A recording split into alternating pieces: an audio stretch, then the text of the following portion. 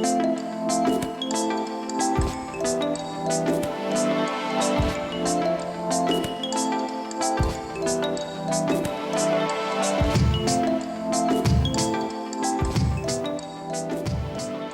to Doing More. I'm Erica Cardenas. Although February is known as a month for romance and Valentine's cards, it's also a month that celebrates courage, faith, hope, and resilience, and recognizes the contributions of African American men and women who sacrifice their lives for rights and equality for all.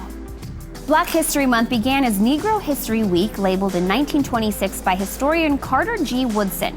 Carter earmarked the second week in February because it covered the birthdays of Frederick Douglass and Abraham Lincoln.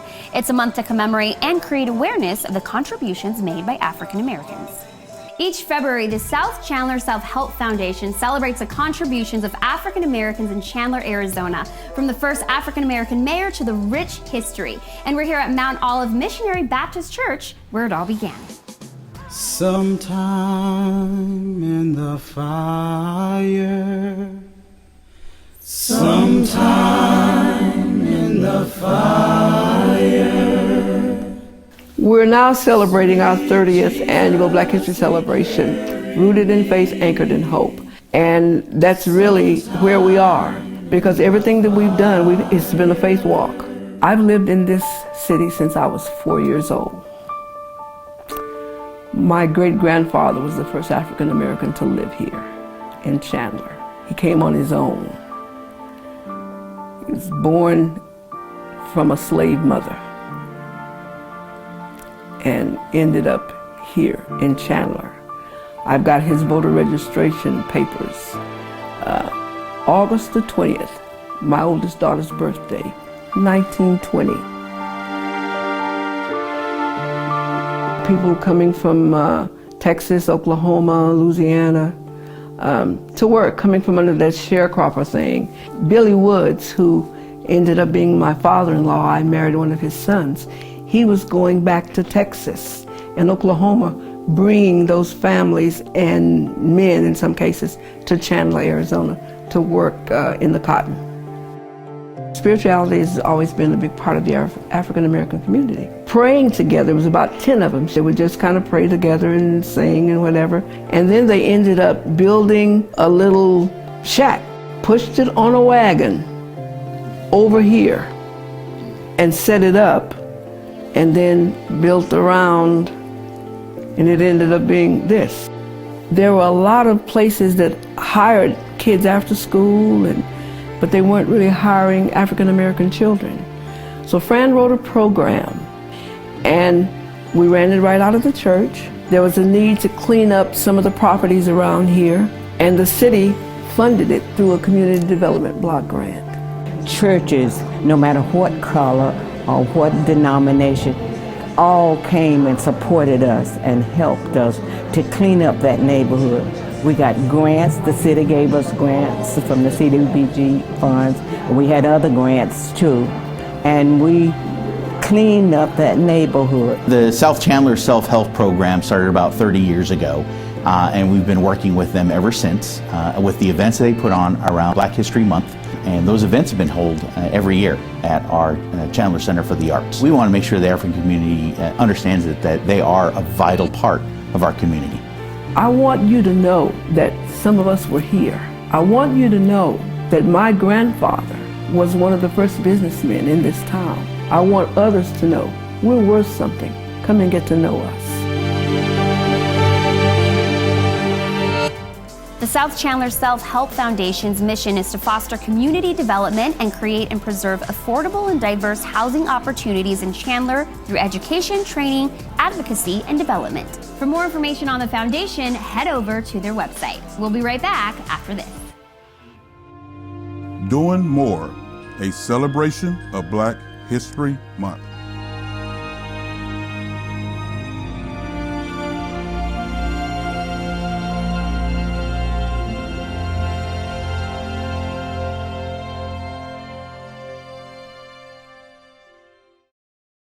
Welcome back to Doing More. We're here at Chandler's Black History Celebration, Rooted in Faith, Anchored in Hope event. This annual event celebrates the accomplishments and achievements of African Americans. Did you know that Black History Month originally started as only a week-long celebration? Then by 1960s, during the Civil Rights Movement, it turned into a month-long recognition. So by 1976, President Gerald Ford made Black History Month official, which now is celebrated nationally. Due to the African diaspora, countries like Canada, Ireland, the Netherlands, the United Kingdom, the Caribbean islands, including other countries, also celebrate Black History Month. Now let's meet a Virginia military veteran putting smiles on his customers' faces through his homemade biscuits.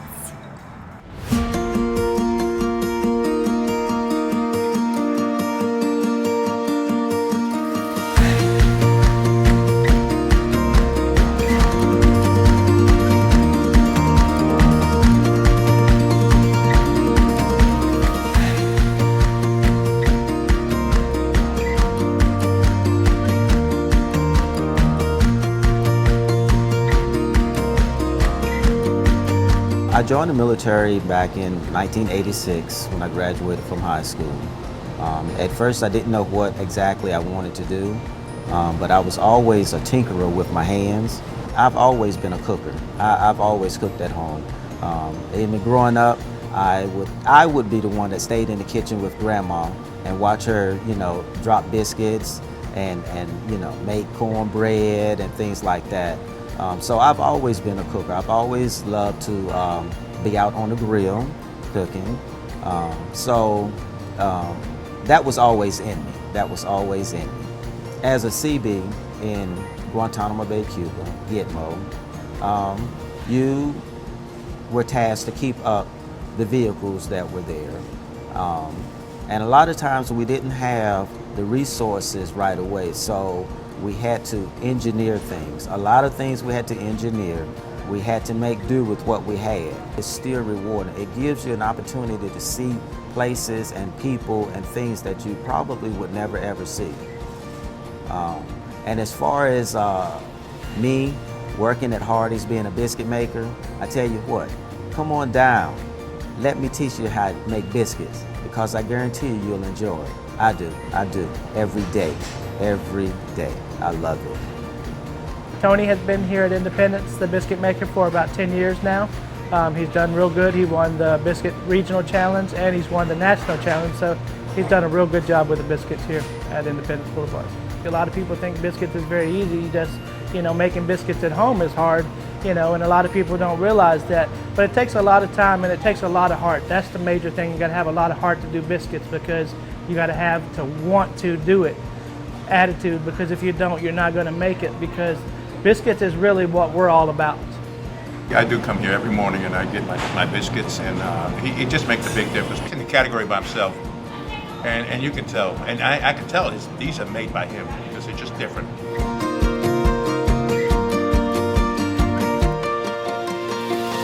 How you doing? I'm good.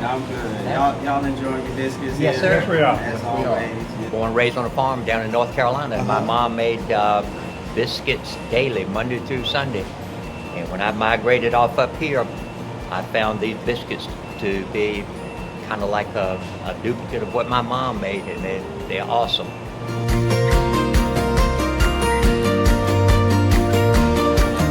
Biscuits puts a smile on your face. By me being in the Navy and being a mechanic, it never dawned on me to, be in the restaurant business or anything like that. But like I said, I love to cook. And this was an opportunity for me. And now I love doing biscuits. It's great. It is one of the best jobs that I've had, believe me.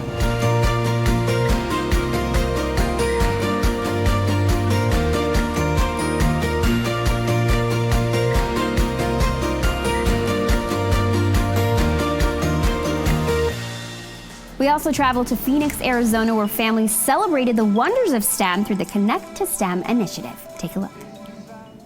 Today we are celebrating the 6th annual Connect to STEM event. We have welcomed over 35,000 attendees over the 6 years to an event where we celebrate science, technology, engineering, math, and medicine. When we initially thought about putting together a mega community outreach event wrapped around science, And it really wouldn't be possible without Cox Communications. Cox understands that STEM education is critical to the workforce for our state. We've got some great exhibits. We've got the Army here, we've got BrainWorks, we've got space exploration, we've got so many fun STEM activities available for all ages. In our Cox booth, we have a fun photo booth.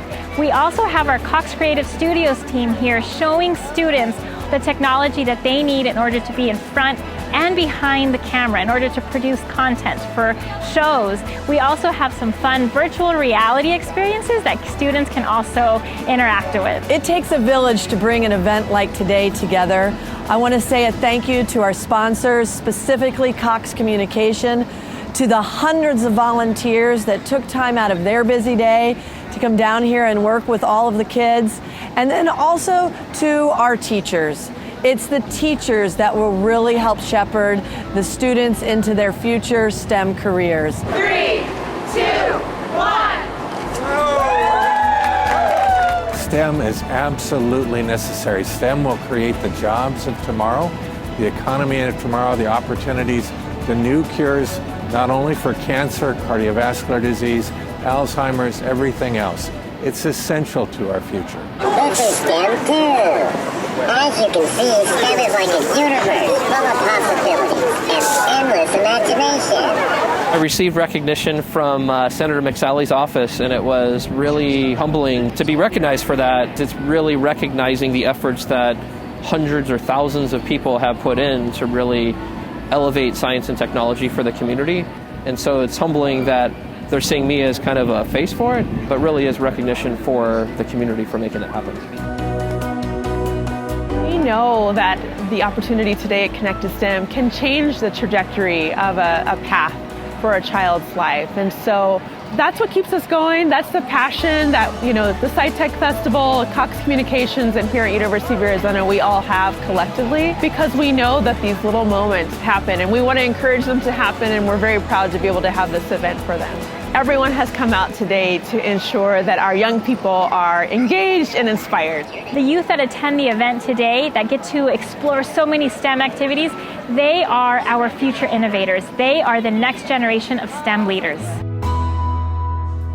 The university was transformed into a giant science lab where thousands of children and parents engaged in hands-on learning STEM activities. We'll be right back.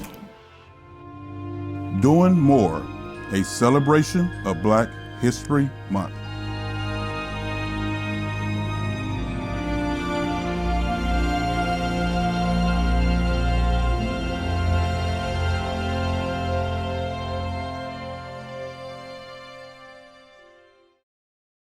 Welcome back to Doing More, where we shine a light on the good things happening in our communities. We're at Chandler's Black History 30th Anniversary event.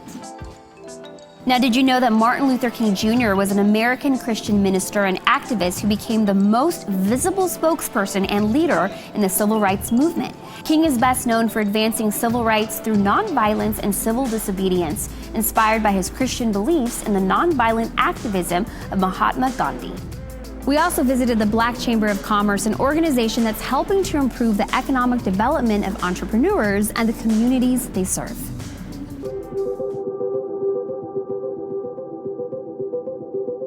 The Black Chamber of Arizona was founded 21 years ago because then Phoenix Mayor Skip Rimza had traveled somewhere to a community that had a Black Chamber of Commerce. And he came back and said, why don't I have a chamber like that in my city? And that's what caused us to be created 21 years ago.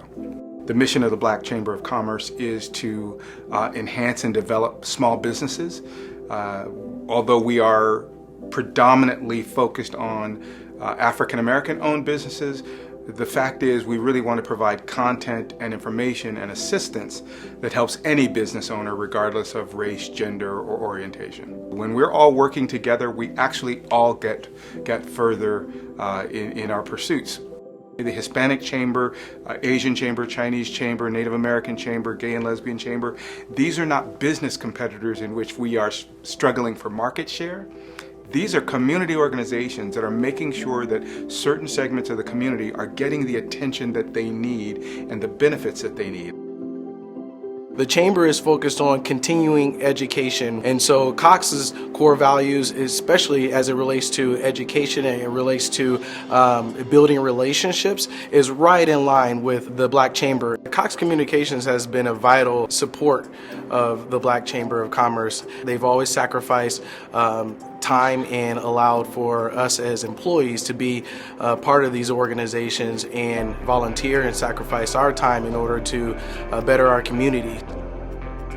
Every year they're always having special projects and special events to support Black History Month. They're not looking at it from a standpoint of always what's the ROI. They're looking at it of more so what's the impact to the community.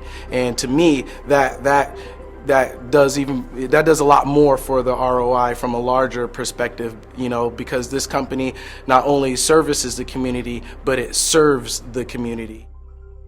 I think that one of the most valuable things you can take away from Black history is previous leaders within the Black community accomplished things despite having dramatic disadvantages. We fought for the right for unrestricted use of public transportation, the ability to drink water from a water fountain without a designation, the ability to get an education, the ability to vote. These are all things we take for granted today. That's, to me, is the most important thing of our history, is to understand the enormous advancements that were made because people took action even when circumstances didn't favor it. We traveled to San Diego to visit with an organization that's empowering the homeless through Wheels of Change. Take a look. Step up, just call me, KB. So, we're coming to your community to clean it up. We're breaking that stereotype of what a homeless person is, this subculture society. We're just brothers, sisters, mom, dad, grandmas, and grandpas being part of the solution instead of part of the problem. So, ladies and gentlemen, left-hand side, don't forget weave in and out of cars. No jaywalking, ladies and gentlemen. So it's a win-win for everybody. You see any cigarette butts, pick up cigarette butts. But ain't no race, y'all. The difference between Alpha Project and others is, as I said, we have 2 elementary schools here, a half a block away from us. We maintain those campuses. We mentor those kids. We make sure that there's no drug dealing, drug use, encampments around their facilities, or anywhere in our neighborhood. We self-police, and that's all a testament to the folks here that used to be out there. Here in San Diego for over 50 years, raised in Chula Vista, went to Bonita Vista High School, class of 77. Have worked all my life since 1975. But suddenly in 2016, the winter, we had that flu that came through. Over 300 San Diegans died. I apparently was struck with it, and through whatever complications happened, as it turned out, I had a stroke. I was bleeding in my brain, and I lost all muscle control. It's a nightmare, and it just suddenly happens, as it can to any American, and it's one of the things you never think will happen to you, but it can. Let's go. KB wants us to be safe. He wants it to be fun, if at all possible, but we're also communicating with each other in the field when we're out there, taking care of San Diego, and we're cleaning it up. Society as a whole and citizens, certainly San Diegans, are so willing to help if they can see positivity, if they can see change, if they can see a reward or benefit from that help. Wheels of Change is the perfect example. These are $5 donations, $10 donations to get our people out there, and they can see these folks making a difference. They can see the pride that our folks have that are here, not only cleaning up the communities, but mentoring peer-to-peer with the folks they've maybe been camping with for 20 years.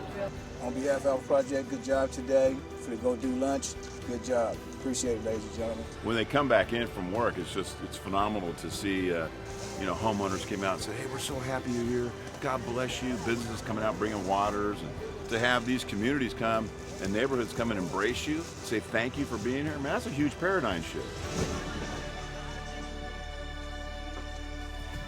The shelter residents also provide peer-to-peer outreach with other homeless individuals to connect them with housing and other services. What a great way of doing more. We'll be right back. Doing More, a celebration of Black History Month.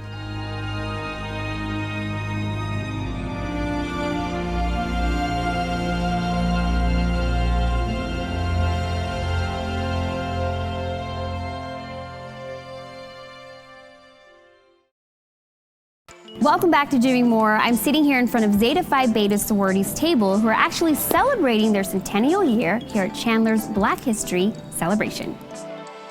Our final stop was New England, where we had a chance to visit a foundation that is dedicated in empowering children to help others. Take a look.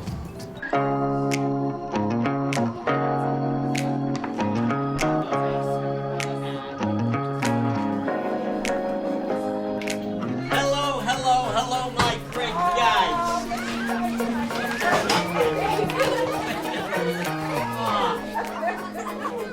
I love you guys.